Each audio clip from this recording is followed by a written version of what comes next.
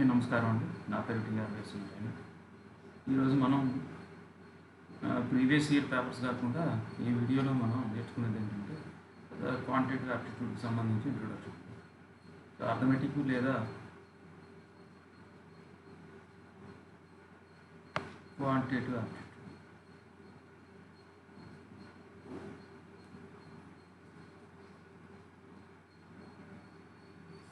Quantitative aptitude తీసుకున్నాం. Quantitative aptitude అంటే right quantitative అంటే మనకి గణించే అని అర్థం. ఆప్టిట్యూడ్ అంటే సహజ సామర్థ్యం.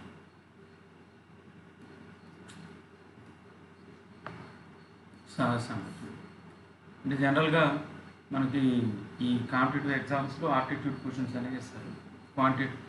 అంటే అన్ని రకాల ఆప్టిట్యూడ్ ఉంటాయి, అందులో క్వాంటిటేటివ్ ఆప్టిట్యూడ్ అనేది ఒక పార్ట్. రైట్, ఎస్ఐ కానిస్టేబుల్ కానీ బ్యాంక్ ఎగ్జామ్స్, ఎస్ఎస్సి ఎగ్జామ్స్, అలానే క్యాట్, మ్యాట్, ఎగ్జాట్, ఎగ్జేటి, జేవియర్ ఆప్టిట్యూడ్ టెస్ట్, ఇలా అన్ని రకాల టెస్టులను కూడా మనకి క్వాంటిటేటివ్ ఆప్టిట్యూడ్ సంబంధించిన క్వశ్చన్స్ అనేవి ఉంటాయండి. అయితే జనరల్గా ఏంటంటే క్వాంటిటేటివ్ ఆప్టిట్యూడ్ అనగానే మనకి చాలా ఉంటాయి. అందులో టైం అండ్ వర్క్ అని, టైం అండ్ డిస్టెన్స్ అని, పైప్స్ అండ్ సిస్టమ్ అని, తర్వాత ట్రైన్స్ ప్రాబ్లమ్స్ అని, రేషియో అంటే నిష్పత్తికి సంబంధించి అని, అలానే పర్సంటేజెస్ శాతాలు, అలానే డేటా ఇంట్రొడ్యూషను, దత్తాంశ వివరణ, సమాచార వివరణ లేదా దత్తాంశ వివరణ, రైట్, ఇలా రకరకాలు ఉంటాయి. అంటే చాలా రకాల చాప్టర్స్లో ఉంటాయి మనకి. కాకపోతే మెయిన్గా మనకి ఏంటంటే ఏముంటాయంటే ఒకటి డిఫరెన్స్, దీన్నే మనం భేదము అంటాం, డిఫరెన్స్. రెండోది ఏంటంటే రేషియో, నిష్పత్తి.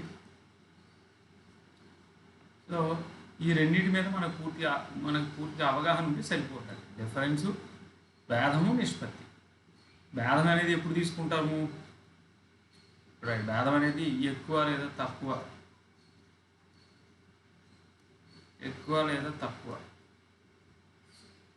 దీనికి సంబంధించి మనకి క్వశ్చన్స్ వచ్చినప్పుడు భేదం అనేది తీసుకుంటాం. అంటే వేరియబుల్స్ అనేది ఒక వేరియబుల్ కంటే ఇంకో వేరియబుల్ ఎంత ఎక్కువ ఉంది, ఎంత తక్కువ ఉంది, లేదా మార్పు, మారిన విలువ ఎంత, ఎంత మార్పు అనేది వచ్చింది, రైట్, ఆ మార్పు అనేది ఎంత వచ్చింది.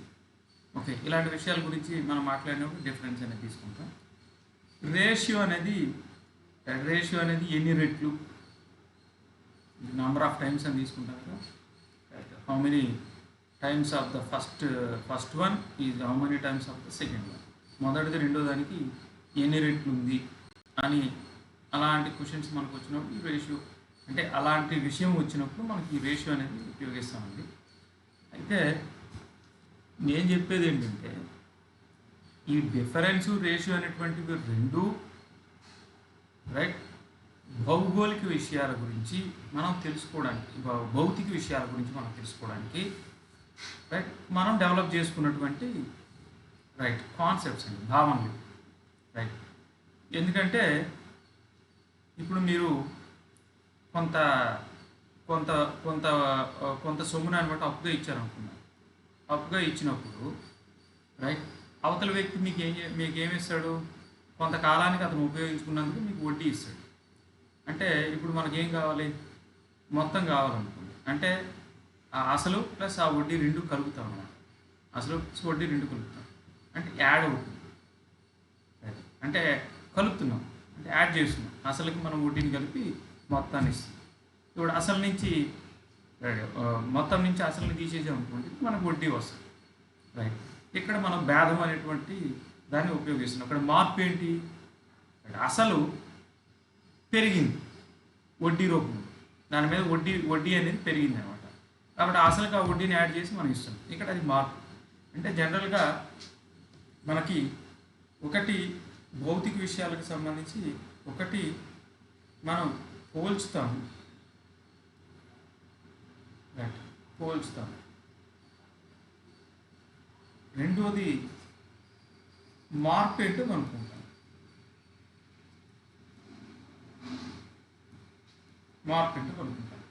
అంటే భౌతిక విషయాలకు సంబంధించి ఒకటి పోల్చడం, రెండోది మార్పు కనుగొనడం. ఈ రెండు ఉంటాయండి ఏ భౌతిక విషయానికి సంబంధించి అయినా సరే. అంటే పోల్చడం అంటే ఏంటి, మార్కులకు సంబంధించి తీసుకోండి. మార్కులు తీసుకుంటే ఒక టెస్ట్ మనం కండక్ట్ చేసామనుకున్నాం. ఒక ఒక క్లాస్ టీచర్, ఒక 10వ తరగతి క్లాస్ టీచర్ ఒక టెస్ట్ కండక్ట్ చేశారనుకున్నాం. 10వ తరగతి క్లాస్ టీచర్ టెస్ట్ కండక్ట్ చేస్తే ఆ టెస్ట్ అనేది 25 మార్కులకో, 50 మార్కులకో, 100 మార్కులకో, 200 మార్కులకి ఎంతకో ఉదాహరణ పెట్టారు. సపోజ్ 25 మార్కులు పెట్టారు అనుకున్నాం. ఒక స్టూడెంట్కి 25కి 21 వచ్చాయండి.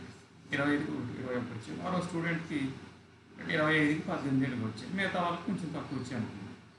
అప్పుడు ఆ క్లాసుకు సంబంధించి ఎవరు బాగా చదువుతున్నారని తెలుసుకోవడం కోసం కండక్ట్ చేయబడిన ఈ టెస్ట్లో ఎవరిని మనం విజేతగా నిర్ణయించవచ్చు. అంటే ఎవరు బాగా చదువుతున్నారని మనం చెప్పొచ్చు. ఈ 21 మార్క్స్ ఎవరైతే వచ్చారో బాగా చదువుతున్నారని చెప్తాం. కాకపోతే ఒక టెస్ట్ ద్వారా నిర్ణయించలేం కాబట్టి మనకు ఆ సంవత్సరం మొత్తం మీద జరిగిన టెస్టులన్నింటిని బట్టి ఎవరికైతే ఎక్కువ మార్క్స్ వచ్చాయో, ఎందుకంటే మనకి ఈ 2 రకాల అసెస్మెంట్స్ ఉంటాయి. ఒకటి ఫార్మేటివ్ అసెస్మెంట్, ఇంకోటి ఏంటంటే సమ్మేటివ్ అసెస్మెంట్. సమ్మేటివ్ అసెస్మెంట్ అంటే నిరంతరంగా జరిగేటువంటిది అసెస్మెంట్. వాటి ద్వారా మనకి చెప్తారనమాట ఎవరు బాగా చదువుతున్నారు ఏంటని చెప్పవచ్చు. కాకపోతే మనం ఏం చేస్తాం, కొన్ని ప్రశ్నలు ఇచ్చారనమాట, దానికి కొన్ని మార్కులు కేటాయించి ఆ మార్కుల్ని మనం మ్యాక్సిమం మార్క్స్గా తీసుకుంటాం. ఇప్పుడు 25 అనేది ఏముంది, మ్యాక్సిమం మార్క్స్.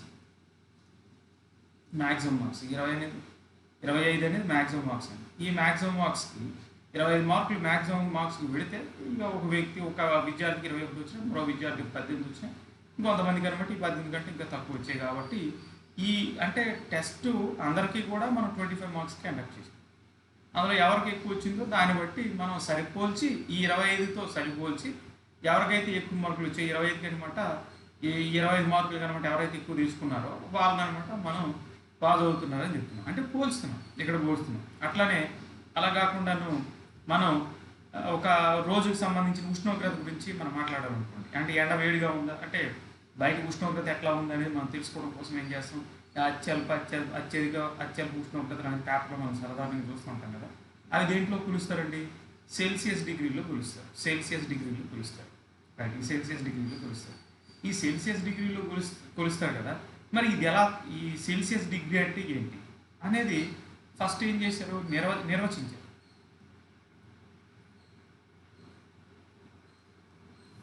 సెల్సియస్ డిగ్రీ అనేది ఏంటనేది నిర్వచించారు. అంటే సెల్సియసే కాదు, ఫారెన్హీట్ డిగ్రీస్ కూడా ఉంటాయి. ఫారెన్హీట్ అనే శాస్త్రవేత్త ఒక స్కేల్ని కొనుక్కున్నాడు, కానీ ఫారెన్హీట్ స్కేల్ అంట. ఈ స్కేల్ ఎవరు కొనుక్కున్నారంటే, ఈ స్కేల్ని కొనుక్కున్నది సెల్సియస్ కాబట్టి దీన్ని సెల్సియస్ డిగ్రీస్ అని చెప్తాం. అయితే మరి ఈ స్కేల్ని ఎట్లా నిర్వచించారంటే నీరుకి సంబంధించి వాటర్ యొక్క ఒకటి మరుగుస్థానం, బాయిలింగ్ పాయింట్, రెండోది ఏంటంటే ద్రవీభవన స్థానం, మెల్టింగ్ పాయింట్. మరుగుస్థానం, మెల్టింగ్ పాయింట్, ద్రవీభవన స్థానం. ఇది మరుగుస్థానం, బాయిలింగ్ పాయింట్, ద్రవీభవన స్థానం, మెల్టింగ్ పాయింట్. మెల్ట్ అయ్యేటువంటిది మరుగుస్థానాన్ని ఈ మరుగుస్థానం దగ్గర మనకి బాగా వేడి అనిపిస్తుంది కాబట్టి దీన్ని 100 భాగాలుగా తీసుకున్నాడు, 100గా తీసుకున్నారు. సెల్సియస్ అన్నమాట. ఈ ద్రవీభవన స్థానం ఏదైతే ఉందో దాన్ని 0గా తీసుకున్నారు. ఈ రెండింటి మధ్య గ్యాప్ని 100 సమభాగాలుగా విభజించారు. 100 సమభాగాలు చేశారు. 100 సమభాగాలు చేసి ఒక్కొక్క సమభాగాన్ని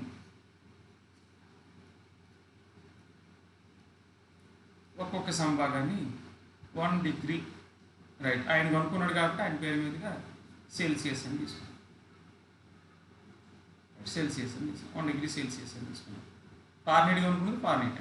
అంటే ఈ ప్రతి ఏదైతే మనం డిఫైన్ చేస్తున్నామో ఈ చేసిన ప్రతి నిర్వచనము మనం ఇచ్చుకున్నది.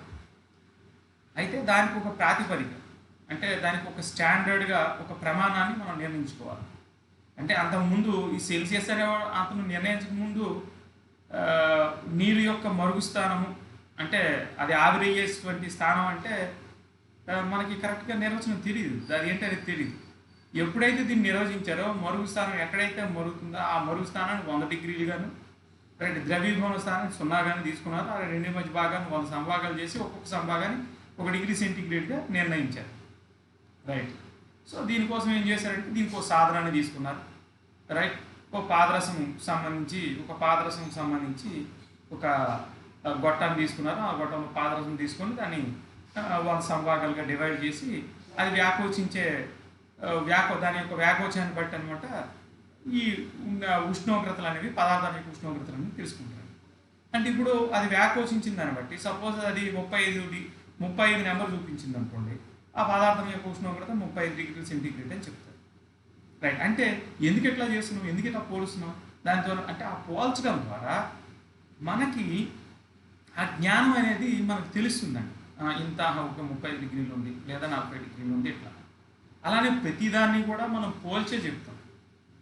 ఓ వ్యక్తి తెలివైనడు అంటే మిగతా అందరికీ కలిపి టెస్టులు పెట్టిన తర్వాత ఆ చదువుకు సంబంధించి అయితే ఆ టెస్ట్లో ఎవరికైతే ఎక్కువ మార్కులు వస్తాయో ఆ అబ్బాయి తెలివైనడు అని చెప్తాం. అట్లా కాకుండా రైట్ ఒక పోటీ నిర్ణయించినప్పుడు సైక్లింగ్ పోటీ నిర్ణయించినప్పుడు రైట్ ఆ సైక్లింగ్ పోటీలో ఎవరికి మంచి స్కిల్ ఉంది అంటే సామర్థ్యం ఎవరికి ఎక్కువ ఉందంటే ఆ సైక్లింగ్ పోటీలు ఎవరు గెలుస్తారో రైట్ ఒక 100 కిలోమీటర్లో లేకపోతే 200 కిలోమీటర్లో నిర్ణయించి దాని ప్రకారం అనమాట అంటే ఎవరు గెలుస్తారో అతను స్కిల్ ఎక్కువ ఉంది అని చెప్పేసి అతని సామర్థ్యం ఎక్కువ ఉంది అని చెప్పేసి చెప్తాము. సో ఈ విధంగా మనం ఏం చేస్తామంటే ప్రతిసారి మనం ఒక రాశితో ఇంకో రాశిని పోల్చి చెప్తామండి. ఒక రాశితో ఇంకొక రాశిని పోల్చి చెప్తాము. మరి ఆ పోల్చడానికి మనం ఉపయోగించేటువంటివి ఏంటి, పోల్చడానికి 2 రకాల పద్ధతులు ఉపయోగిస్తున్నాం. ఒకటి భేదము, రెండవది నిష్పత్తి. ఇప్పుడు ఒక రూముకు సంబంధించి ఒక రూమ్ యొక్క పొడవును కనుక్కోవాలనుకుంటే ఒక మీటర్ స్కేల్ పట్టుకొని దాన్ని కొలుస్తారు. మీటర్ స్కేల్కి 4 రెట్లు ఉందనుకుంటే ఆ రూమ్ యొక్క పొడవు 4 మీటర్లు అని చెప్తారు. ఎందుకంటే మీటర్ స్కేల్ మొదట మనం నిర్ణయించుకున్నటువంటిది. కాబట్టి నేను చెప్పేది ఏంటంటే ఇక్కడ మనం చేసే ప్రతిదీ కూడా అంటే ఏ వస్తువు గురించి అయినా మనం తెలుసుకోవాలంటే అది అలాంటిది వేరొక దానితో మనం పోల్చి చెప్తామండి. ఆ పోల్చడానికి ఇక్కడ మనం ఉపయోగించే మ్యాథ్స్లో లేదా మ్యాథమెటిక్స్ లేదా ఇప్పుడు మనం చెప్పుకున్నటువంటి క్వాంటిటేటివ్ ఆప్టిట్యూడ్లో మనం ఉపయోగించేది ఏంటంటే భేదము లేదా నిష్పత్తి అనేది ఉపయోగిస్తాము. రైట్. మరి ఈ భేదము లేదా నిష్పత్తి అనేది ఉపయోగిస్తాము. మనకి ఇందులో టాపిక్స్ ఏముంటాయండి జనరల్గా రైట్. ఇప్పుడు ఈ నిష్పత్తిని బేస్ చేసుకుని ఈ నిష్పత్తే మనం జనరల్గా ఏమంటామండి ఈ నిష్పత్తికి సంబంధించి మనం ఏం చెప్తాము రైట్. ఒకటి దీన్ని బేస్ చేసుకొని దీని మీద ఆధారపడి మనకి అనుపాతం అనేటువంటిది ఒకటి ఉంటుంది. అనుపాతం అనే ప్రపోర్షనాలిటీ అంటాం. అనుపాతం లేదా వేరియేషన్ అని చెప్తారు. వేరియేషన్ అంటే మార్పు అనమాట. ఇది ఎలా మారితే మొదటి రాశి ఎలా మారినప్పుడు రెండో రాశి ఈ విధంగా మారుతుంది. రైట్. ఇంకేముంటుందండి ఈ నిష్పత్తిని ఉపయోగించి శాతంగానే ఉంటాయి. పర్సంటేజెస్. శాతం అనేది పర్సంటేజ్, నిష్పత్తి అనేది ఈ నిష్పత్తి శాతంలో రెండు ఒకటే. కాకపోతే శాతానికి సంబంధించి ఏముంటుంది 100తో పోలుస్తారు దేనైనా సరే. నిష్పత్తి అని తీసుకున్నాం అనుకోండి, నిష్పత్తిలో మనం ఏని బీతో పోలుస్తాం. అంటే బి చేత ఏని భాగించి చెప్తారనమాట. బి చేత ఏని భాగించి చెప్తే ఈ విధంగా రాస్తారు. రాసిన దాన్ని ఏమని చెప్తారు A:B అని చెప్తాం. A:B అంటే రైట్. ప్రతి బీకు ఏ ఉన్నది అంటే బి విలువ వచ్చినప్పుడు ఏ విలువ వస్తుంది అనమాట. బీకి ఏ విలువ వస్తుంది. ఇది రెండో రాశి. బి అనేది రెండో రాశిగా తీసుకుంటే ప్రతి బీకి రైట్ ఏ విలువ వస్తుంది అని అర్థం. రైట్. A:B అంటే ప్రతి బీకి ఏ ఉన్నది అని అర్థం. A:B ప్రతి బీకి ఏ ఉన్నది అని అర్థం. మరి శాతం అన్నప్పుడు ఏం చేస్తాము ఏ పర్సంటేజ్ అన్నాడు అనుకోండి. ఏ పర్సంటేజ్ అంటే అర్థం A/100 అని అర్థం. A/100 లేదా దీన్ని A:100 అని రాయొచ్చు. అంటే ఏను 100తో పోల్చి చెప్తున్నాం. అదే దశాంశాల్లో మారిస్తే 0.01 ఇంటూ ఏ అని రాయొచ్చు అన్నమాట. 0.01 ఇంటూ ఏ అని రాయొచ్చు. ఇలా రాస్తాం. అంటే నిష్పత్తి శాతంలో రెండు ఒకటే, వేరు అయితే కాదు. కాబట్టి అక్కడ నిష్పత్తికి దీనికి తేడా ఏంటంటే నిష్పత్తిలో ఒక రాశిని వేరే రాశితో పోలుస్తారు. అయితే ఒక రాశిని వేరే రాశితో పోల్చినప్పుడు ఆ రెండు రాశులు కూడా ఒకే దానికి సంబంధించిన విషయాలు అయి ఉండాలి. అంతేగాని ఇప్పుడు 4 యాంపియర్ల కరెంటు 6 అరటిపళ్ళతో పోలుస్తారండి. అంటే అవి వేరువేరు కదా, రాసులు వేరువేరు రాసులు కాబట్టి అట్లా పోల్చడానికి వీలు లేదు. కాబట్టి రాసులు ఒకటే అయ్యి ఉండాలి, వాటి యొక్క రైట్ ప్రమాణాలు కూడాను, యూనిట్స్ కూడాను ఒకే దాంట్లో మార్చి పోలుస్తారండి, అంతే కదా. ఇప్పుడు రూపాయి ఉంది, 50 పైసలు ఉంది, ఆ రూపాయిని పైసల్లోనికైనా మార్చాలా లేదా 50 పైసలు రూపాయలకైనా మార్చుకోవాలి. కాబట్టి ఒకటి రాసులు ఒకటే కావాలి, రెండు ప్రమాణాలు కూడా ఒకటే ఉండాలి. ఇది నిష్పత్తికి సంబంధించి. నిష్పత్తి అనేదానికి మనకి యూనిట్స్ ప్రమాణాలు అనేవి ఉండవు. మరి అనుపాతాలు అనేది, అనుపాతం రెండు రకాలు, ఒకటి అనులోమ, రెండోది విలోమ. అనులోమ విలోమ. అనులోమ అంటే డైరెక్ట్, విలోమ అంటే ఇండైరెక్ట్ అండి. అనులోమ అంటే డైరెక్ట్, విలోమ అంటే ఇండైరెక్ట్. అయితే అనులోమ అన్నప్పుడు మొదటి రాశి పెరిగినప్పుడు రెండో రాశి కూడా పెరుగుతుంది, లేదా మొదటి రాశి తగ్గినప్పుడు రెండో రాశి తగ్గుతుంది, అది అనులోమ డైరెక్ట్ అండి. విలోమ అన్నప్పుడు మొదటి రాశి పెరిగినప్పుడు రెండో రాశి తగ్గుతుంది, లేదా మొదటి రాశి తగ్గినప్పుడు రెండో రాశి దానికి అనుగుణంగా పెరుగుతుంది, ఇది విలోమ అంటే. రైట్, ఈ నిష్పత్తికి సంబంధించిన విషయం అని చెప్తున్నాను. మూడోది ఏంటంటే మూడోది మనకి రైట్ సరాసరి లేదా సగటు. సరాసరి లేదా సగటు. సగటు లేదా సరాసరి అంటే ఏమని చెప్తున్నాం? రాసులు మొత్తం బై రాసుల సంఖ్య. రైట్, ఇది కూడా సరాసరిని కూడా దేనికి ఉపయోగిస్తారు? పోల్చడానికి ఉపయోగిస్తారు. అంటే ఓ క్లాసు అంటే ఇక్కడ ఇండివిజువల్గా ఒక వ్యక్తికి సంబంధించి మాట్లాడడం, ఇక్కడ గ్రూప్కి సంబంధించి మాట్లాడతాం. అంటే గుంపులుగా ఒక క్లాస్ కానీ, లేదా ఒక స్కూల్కి సంబంధించి కానీ, ఒక ఏరియాలో ఉన్న స్కూల్స్కి సంబంధించి కానీ, లేదా ఒక ఏరియాలో ఉన్నటువంటి కుటుంబాలకి సంబంధించి, వాళ్ళ యొక్క ఆర్థిక పరిస్థితులకు సంబంధించి కానీ ఈ సరాసరి లేదా సగటు అనేదాన్ని ఉపయోగిస్తూ ఉంటాం. దీని ద్వారా ఏమవుతుంది? దీని ద్వారా ఇప్పుడు సగటు అనేది రైట్, ఒక క్లాసులో విద్యార్థుల యొక్క మార్కులు సరాసరిని ఎంత వచ్చాయి? 40 మార్కులు వచ్చాయి అనుకోండి. అంటే మనం సగటు 50% మంది, అంటే మీన్ అనేది మధ్యం విలువ అనేది 50 అని తీసుకుంటే 50 ఉంటే పర్లేదు బాగానే ఉన్నారు అని అనుకున్నాం అనుకోండి. సో అలా అయినప్పుడు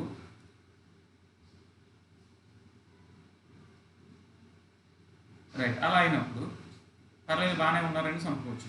ఇప్పుడు 50 కంటే తక్కువ వచ్చారనుకోండి, అప్పుడు ఏంటి? ఒక స్కేల్ తయారు చేసుకున్నాం. రైట్, 50 కంటే తక్కువ వచ్చింది, ఆ క్లాస్ యొక్క మార్కులు 50 కంటే తక్కువ వచ్చాయంటే మనం ఇప్పుడు ఏం చేస్తాం? దీంతో పోల్చి ఈ క్లాస్ అనమాట సరిగా చదవట్లేదు కాబట్టి ఇంకా వీళ్ళకి రెమెడీస్ ఏమైనా ఉన్నాయో, ఇంకా మనం అదనంగా ఏం చెప్పవచ్చు, ఏం చేయవచ్చు అనేది ఆలోచిస్తారండి. రైట్, టీచర్స్ అనేవాళ్ళు ఆలోచిస్తారు. అలానే పేదరిక నిర్మూలనకి వీటన్నిటికి కూడా ఈ సరాసరి లేదా సగట్లు అనేవి, యావరేజెస్ అనేవి కొనుక్కుంటారు. జీడిపి అనేది కూడా సరాసరి సగటు. రైట్, రాసుల మొత్తమే రాసుల సంఖ్య. ఇక్కడ కూడా మనం ఉపయోగిస్తున్నది ఏంటి? రైట్, లవం బై హారం అనేసి చేస్తున్నాం కదా, లవం బై హారం అనేసి తీసుకున్నాం కదా. అంటే ఇక్కడ కూడా మనం నిష్పత్తిని ఉపయోగిస్తున్నాం. అంటే నేను చెప్పేది ఏంటంటే క్వాంటిటేటివ్ ఆప్టిట్యూడ్ అంతా కూడాను ఈ భేదం, డిఫరెన్స్ లేదా నిష్పత్తి, వీటిని బేస్ చేసుకునే క్వశ్చన్స్ ఉంటాయి. ఇంకా ఎక్కువేమి ఉండదు. అసలు మ్యాథ్స్ అనేదే పోల్చడము లేదా మార్పును కనుగొనడం, కనుగొనడానికి సంబంధించే ఉంటుంది. అంటే మనం కొంత ఇన్పుట్ ఇచ్చినప్పుడు అవుట్పుట్ ఏంటి, రైట్, అది ఎలా వచ్చింది అంటే మనం కొంత ఇన్పుట్ ఇచ్చినప్పుడు వచ్చినటువంటి అవుట్పుట్ ఎలా మార్పు చెంది వచ్చింది. అండ్ మీరు ఫిజిక్స్ తీసుకోండి, ఫిజిక్స్లో కూడా ఈ అనులోమ విలోమ సంబంధించినటువంటి విషయాలే ఉంటాయి అన్నమాట. అంటే రాసుల మధ్య ఈ ప్రొపోర్షనాలిటీసే ఉంటాయి, అంటే అనుపాతమే ఉంటుంది. ఉదాహరణకి ఏంటంటే ఫిజిక్స్లో మీరు రైట్, ఫిజిక్స్ ఫార్ములా సంబంధించి రెండు వస్తువులు ఉన్నాయండి. ఇట్లా 2 వస్తువులు ఉన్నాయని చెప్తాం. విశ్వంలో ఇలాగే 2 వస్తువులు ఉన్నాయండి. రైట్, ఇదొక వస్తువు, ఇదొక వస్తువు. దీని ద్రవ్యరాశి M1, దీని ద్రవ్యరాశి M2 అని తీసుకుంటే, ఈ రెండింటి మధ్య దూరం R అని తీసుకుంటే, రైట్, ఈ రెండింటి మధ్య ఉన్నటువంటి ఆకర్షణ బలంనే మనం గురుత్వాకర్షణ బలం అని చెప్తాము. ఆ గురుత్వాకర్షణ బలం అనేది ఎలా ఉంటుందంటే రెండింటి యొక్క ద్రవ్యరాశుల లబ్ధానికి, అంటే the product of masses of the two bodies is directly proportional to the force of attraction between the two bodies అని తీసుకుంటారు. అలానే రైట్, ఇంకేం చెప్తారు? The force of attraction is the inversely proportional to the square of the distance between them అని తీసుకుంటాం. అంటే ఆ రెండింటి మధ్య ఉన్నటువంటి దూరం యొక్క వర్గానికి రైట్. ఇది అనులోమ అనుపాతంలో ఉంటుంది. అనులోమ అంటే 1/r² అని రాస్తారు. అయితే వీటి మధ్య ఇది ఏంటంటే ఈ గురుత్వాకర్షణకు సంబంధించి కాబట్టి ఈ ప్రొపోర్షనాలిటీ సింబల్ ఏదైతే ఉందో ఇది తీసే ముందు రైట్, ఈ అనుపాతానికి సంబంధించినటువంటి గుర్తులు తీసే ముందు వీటికి ఒక స్థిరాంకం అనేది ఉంటుందండి. ఈ అనుపాత స్థిరాంకం అనేది ఉంటుంది. ఇది ఈ అనుపాత స్థిరాంకం అనేది F=G అని తీసుకుంటాం, క్యాపిటల్ G. ఈ అనుపాత స్థిరాంకం క్యాపిటల్ G m1m2/r² అని రాస్తామండి. ఇది న్యూటన్ యొక్క గురుత్వాకర్షణ సిద్ధాంతం. అంటే నేను ఇక్కడ నేను చెప్పేది ఏంటంటే ఈ ఫిజిక్స్ గురించి నేను మాట్లాడాలి. ఇక్కడ నేను మాట్లాడేది ఏంటంటే ఏది కూడాను ఈ అనుపాతము, నిష్పత్తి రైట్ లేదా భేదము వీటి మీద ఈ ఫార్ములాలన్నీ తయారు చేయబడ్డాయి. ఆ రాసుల మధ్య ఉన్న సంబంధాన్ని ఈ సైంటిస్టులు లేదా ఎవరైతే దీని మీద రీసెర్చ్ చేస్తారో వాళ్ళు ఎస్టాబ్లిష్ చేశారు. సో అలానే మరొక విషయం తీసుకుంటే ఏం చెప్తున్నానంటే ఇప్పుడు మనం ఒక వస్తువుకి సంబంధించి ఏదైనా సరే ఒక వస్తువు తీసుకున్నాం అనుకోండి, ఆ వస్తువుని ఎండలో పెట్టినప్పుడు అది కొంత ఉష్ణాన్ని, హీట్ని అనమాట అబ్జర్వ్ చేసుకుంటుంది, అంటే గ్రహిస్తుంది అనమాట. రైట్. ఆ గ్రహించినటువంటి ఉష్ణరాశిని ఎలా కొలుస్తారండి? ఆ వస్తువు యొక్క ద్రవ్యరాశి మరియు రైట్ అది పెట్టినప్పుడు దానికి ఉన్న ఉష్ణోగ్రత T1 అనుకుంటే రైట్, టెంపరేచర్ T1 అనుకుంటే ఆ తర్వాత టెంపరేచరు T2 అయింది అనుకుందాం. అంటే ఈ రెండింటి మధ్య భేదం ΔT అని తీసుకుందాం. అంటే ఉష్ణోగ్రతలో భేదం ΔT. ఇది ఎంత గ్రహించినటువంటి ఉష్ణోగ్రత. ΔT అనేది గ్రహించిన ఉష్ణోగ్రత. మరి Q అనేది ఏంటి? ఉష్ణ రాశి, అది శక్తి. అది Q అనేది శక్తి. ఈ ΔT అనేది ఉష్ణం యొక్క ప్రవాహం అనమాట, ప్రవాహంలో కరెంట్ లాంటిది.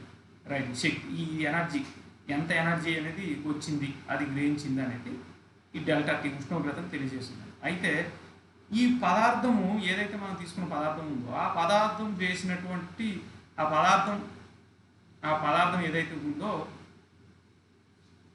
ప్రతి పదార్థానికి అనమాట రకరకాల పదార్థాలు ఉంటాయి. ప్రతి పదార్థానికి కూడా ఒక విశిష్ట లక్షణం ఉంటుంది.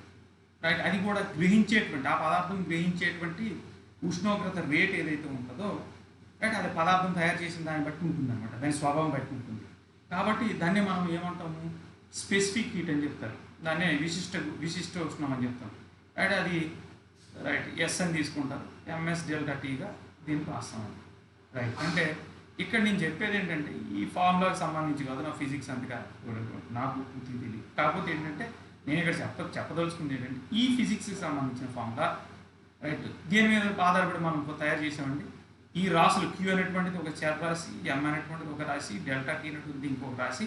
ఈ మూడు రాశుల మధ్య ఉన్నటువంటి సంబంధము రైట్. ఈ Q అనేది M అనేది ద్రవ్యరాశి పెరిగితే Q పెరుగుతుంది, ΔT అంటే ఉష్ణోగ్రత పెరిగితే Q అనేది పెరుగుతుంది, ఉష్ణరాశి అనేది పెరుగుతుంది. అంటే ఏమవుతుంది? అనులోమానుపాతంలో ఉన్నాయని తీసుకున్నాను. నేను చెప్పేది ఏంటంటే మనం తయారు చేసినటువంటి ఈ మ్యాథ్స్లో ఉన్న ఫార్ములాలు కానీ, ఫిజిక్స్లో ఉన్న ఫార్ములాలు కానీ ఇవన్నీ కూడాను ఈ నిష్పత్తి అనేటువంటి కాన్సెప్ట్ నుంచి వచ్చింది. లేదా భేదం అనేటువంటి కాన్సెప్ట్ నుంచి, నిష్పత్తి అనే కాన్సెప్ట్ నుంచి వచ్చింది. అదే కాదండి. సో ఇంకోటి ఏం చెప్తామంటే అసలు క్యాలిక్యులస్ అంటేనే రైట్, క్యాలిక్యులస్ అనేది మీరు తీసుకున్నా సరే అక్కడ కూడా ఏంటంటే right the rate of change అనేది కనుక్కుంటారు. డిఫరెన్షియేషన్ అంటే ద రేట్ ఆఫ్ చేంజ్ అంటే మీరు కొంత ఇన్పుట్ ఇచ్చినప్పుడు మీకు అవుట్పుట్ అనేది వస్తుంది.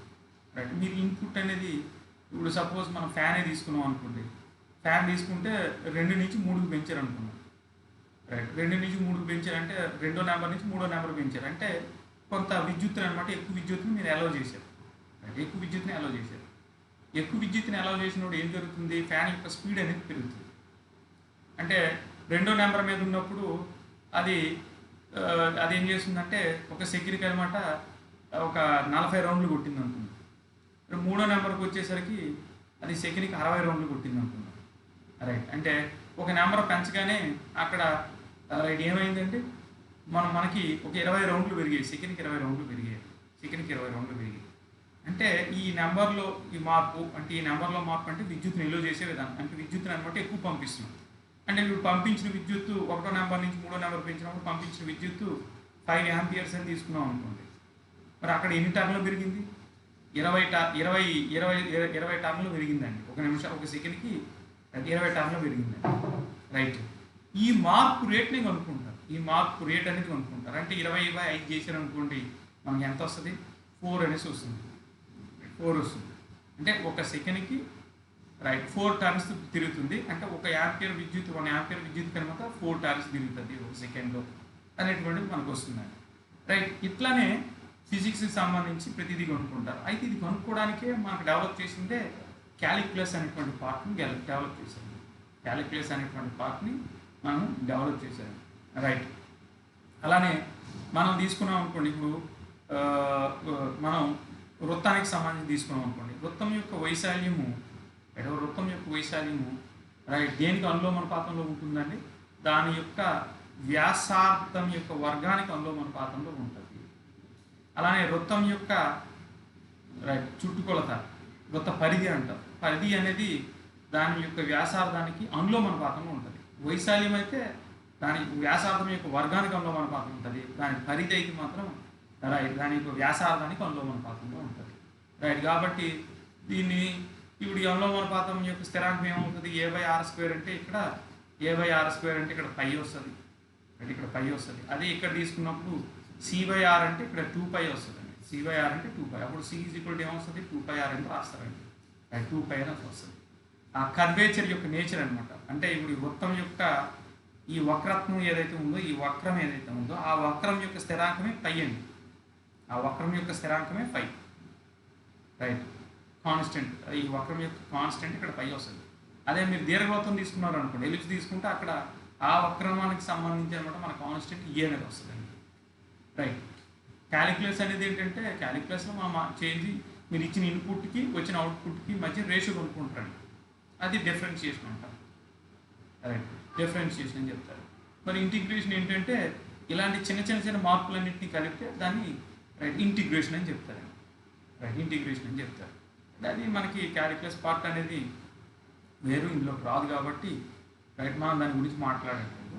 సో మనకి నేనేం చెప్పేది ఏంటంటే, ఒకటి మనకి ఐడియా ఏముండాలి? భేదం అంటే మార్పు అంటే పెరుగుతుందా తగ్గుతుందా, ఎక్కువ తక్కువ అనేది విషయం వచ్చినప్పుడు ఒకటి భేదం పైన అవగాహన ఉండాలి. 2 అదే డిఫరెన్షియేషన్ అని చెప్తున్నాం. 2 మనకి నిష్పత్తి సంబంధించి అవగాహన ఉండాలి. ఈ నిష్పత్తి నుంచే మనం ఏమొస్తుందని చెప్తున్నాం? శాతం అనేది కూడా నిష్పత్తికి సంబంధించిన విషయమే. అలానే సరాసరి లేదా సగటు అనేది కూడా నిష్పత్తికి సంబంధించిన విషయం. ఈ నిష్పత్తి నుంచి మీకు టైము, వర్క్, అలానే speed, time, distance, okay, mixtures and alligations, సరాసరి సగటుకి సంబంధించి ఉంటాయి, నిష్పత్తికి సంబంధించి కూడా ఉంటాయి. మిక్చర్స్ అండ్ అలిగేషన్స్ అంటే మిశ్రమాలు ఇవన్నీ కూడా వస్తాయండి. రైట్, అలానే చక్రవడ్డీ, బార్ వడ్డీ ఇవన్నీ కూడా శాతం పైన డిపెండ్ అయి ఉంటుంది. అంటే మీకు అవగాహన ఉండాల్సింది ఏంటంటే రాసుల మధ్య ఉన్న సంబంధాలు ఈ 2 రకాల మీద డిపెండ్ అయి ఉంటాయి, భేదం, నిష్పత్తి. ఆ సంబంధాలని మనం ఎస్టాబ్లిష్ చేయాలి. ప్రాబ్లమ్ సాల్వ్ చేసేటప్పుడు మనం ఎస్టాబ్లిష్ చేయాలి. ఇప్పుడు నేను ఇది తీసుకున్నాను అనుకోండి, ఇప్పుడు 100 రూపాయలకి 100 కాకపోతే ఇంకోటి మార్చి రైట్ ఏంటంటే నేను ఒక 250 రూపాయలకి అనమాట నేను ఒక వస్తువును కొనాను అనుకున్నాను. 250 రూపాయలకి ఒక వస్తువును కొన్నాను. రైట్, కాస్ట్ ప్రైస్ కొనవేల అని తీసుకున్నాను. రైట్, దీని మీద నాకు లాభం వచ్చింది. లాభం ఎంత వచ్చింది? 10%. 10% లాభం వేసుకున్నాను. అంటే దీన్ని అమ్మినప్పుడు 10% లాభం వేసుకున్నాను. అంటే 250 రూపాయలని మనం ఏమని తీసుకోవాలి? 100% అని తీసుకోవాలండి. అంటే ఒక వస్తువు యొక్క తొలి విలువ ఎప్పుడు కూడాను 100%గా తీసుకుంటాం. ఒక క్లాస్లో మనం కండక్ట్ చేసిన మ్యాక్సిమం మార్క్స్ ఎప్పుడు 100% అని తీసుకుంటాం. కొనవేల 100%. అసలు మనం వడ్డీకి డబ్బులు అప్పుగా తీసుకున్నాం అనుకోండి, దాన్ని 100% అని తీసుకుంటాం. ఒక రూమ్లో ఉన్నటువంటి చైర్లన్నీ అంటే 100% అని తీసుకుంటాం. మీ పాకెట్లో మనీ అంటే 100% అని తీసుకుంటాం. మీ జుట్టుకు సంబంధించి వెంట్రుకలు ఎన్ని ఉన్నాయంటే 100% అని తీసుకుంటాం. కానీ ఏదైనా సరే ఆ వస్తువు అది ఇప్పుడు త్వరలో మారుతుంది అనగానే రైట్, ఆ మార్పుకు ముందు అది 100%, మారిన తర్వాత దాని మీద ఎంత మార్పు సంభవించిందో అది తీసుకోవాలి. పెరిగితే యాడ్ చేస్తారు, తగ్గితే తీసేస్తారు. లాభం అంటే ఏం చేయాలి? పెరుగుతుంది. లాభం అంటే పెరుగుతుంది అన్నమాట. ఆ వ్యక్తి కొంత రైట్ తన జేబులో వేసుకుంటాడు, కొంత అమౌంట్ని జేబులో వేసుకుని దాన్ని అమ్ముతాడు. ఆడు కొనేదానికంటే కొంత ఎక్కువ మొత్తానికి అమ్ముతున్నాడు అండి. రైట్, ఎక్కువ మొత్తానికి అమ్ముతున్నాడు. రైట్, మరి 10% అంటే ఎంత వస్తుందండి? ఇప్పుడు 100 10% అయింది. 100% 10% అయిందంటే 10తో భాగించాడు. ఇటువైపు కూడా ఎడమవైపు కూడా 10తో భాగిస్తే ఎంత వస్తుంది? 25 వస్తుంది. అంటే ఏం చేస్తున్నామండి మనం ఇక్కడ? రూ. 25 యాడ్ చేసి రూ. 275 కొనుక్కున్నాము. రూ. 270 కొనుక్కున్నాం. రైట్. అయితే దీన్నే మనకు లాభం కావాలి అన్నాడు అనుకోండి. లాభం అంటే ఏం చేస్తారండి? సెల్లింగ్ ప్రైస్ అంటే అమ్మిన వేల నుంచి కొన్న వేల కాస్ట్ ప్రైస్ తీసేస్తారు. తీసేస్తే 275 నుంచి 250 తీసేస్తే 25. అంటే ఆ భేదం ఏదైతే ఉందో ఆ భేదం అనేది ఇక్కడ లాభం, అంతే కదా. అయితే మనకి ఫామ్లో ఎట్లా తయారు చేస్తారు చూడండి ఒకసారి. దీనికి సంబంధించి కాస్ట్ ప్రైస్ అంటే ఇప్పుడు ఇది కదా 250 కదా. కాస్ట్ ప్రైస్ అంటే 100% కాస్ట్ ప్రైస్. 100% కాస్ట్ ప్రైస్ అంటే 100% అంటే అర్థం ఏంటంటే సంపూర్ణం, పూర్తిగా అనేసి అర్థం, అంతే కదా. 100/100 అంటే ఒకటే కదా. 100/100 అంటే 100% అంటే ఏమొస్తుందండి మనకు? ఇప్పుడు 100% అంటే అర్థం ఏంటి? 100/100. 100/100 అంటే ఎంత వస్తుంది? 1 అనేసే వస్తుంది. 100/100 అంటే 1 అనేసే వస్తుంది. మరి 1 ఇంటూ సిపి అంటే సిపిఏ కదా, కాస్ట్ ప్రైస్ కదా. ప్లస్ దీని మీద ఎంత అండి, ఎంత వేసుకుంటున్నాడు? 10% వేసుకుంటున్నాడు. అంటే ఈ కాస్ట్ ప్రైస్ మీద 10% లాభం వేసుకుంటున్నాడు. 10% లాభం వేసుకుంటున్నాడు.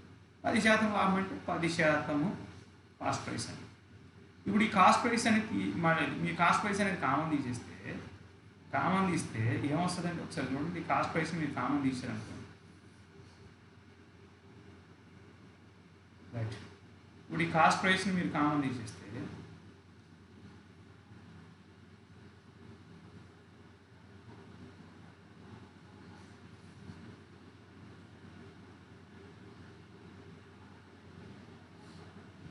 కాస్ట్ ప్రైస్ని మనం కామన్ తీసేస్తే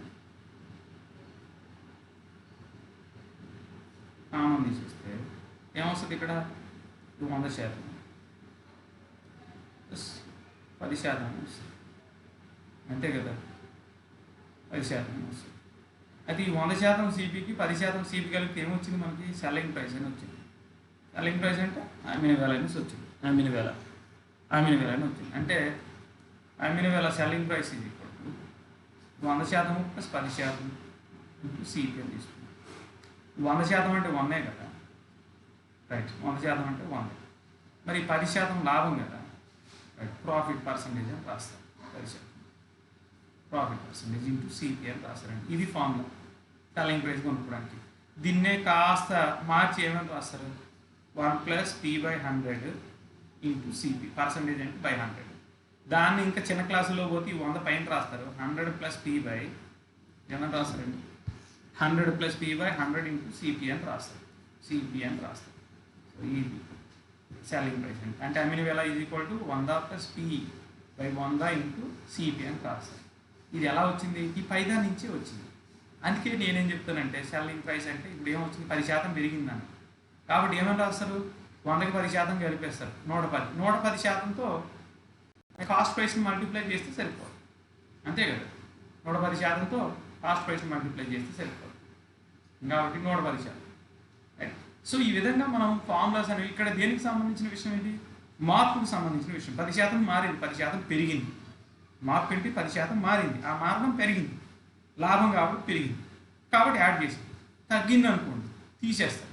ఇప్పుడు 20% తగ్గిందని తీసుకున్నాం అనుకోండి, 20% నష్టం అనుకోండి. 20% నష్టం అనుకోండి. నష్టం అనుకుంటే అప్పుడు ఎంత అవుతుంది? 100 నుంచి 20 తీసేస్తే 80%. కాబట్టి కాస్ట్ ప్రైస్ని అంటే ఆ కొనగలని ఎంతతో మల్టిప్లై చేయాలి?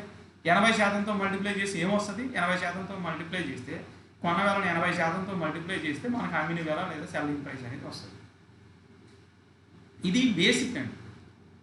నేను చెప్పేది ఏంటంటే రెండు విషయాలు ఉంటాయి. మీరు అర్థమెటిక్ నేర్చుకున్నప్పుడు లేదా క్వాంటిటేటివ్ ఆప్టిట్యూడ్ నేర్చుకున్నప్పుడు 2 విషయాలు ఉంటాయి. మ్యాథ్స్ అనేది కాస్త కాంప్లికేటెడ్ సబ్జెక్ట్. ఎందుకంటే అది వెళ్తున్న కొద్దీ రైట్ రాసులు పెరుగుతాయి, రాసుల మధ్య సంబంధాలు పెరుగుతాయి, రైట్ ఘాతాల రూపంలో ఉంటాయి, సమీకరణాలు ఉంటాయి. సో చాలా ఉంటుంది, కాంప్లికేటెడ్. కానీ ఇక్కడికి వచ్చేసరికి ఆప్టిట్యూడ్ అనేది చాలా సింపుల్ సబ్జెక్టు. ఓన్లీ క్వశ్చన్స్ అనేవి లాజిక్ బేస్డ్ క్వశ్చన్స్ ఉంటాయి.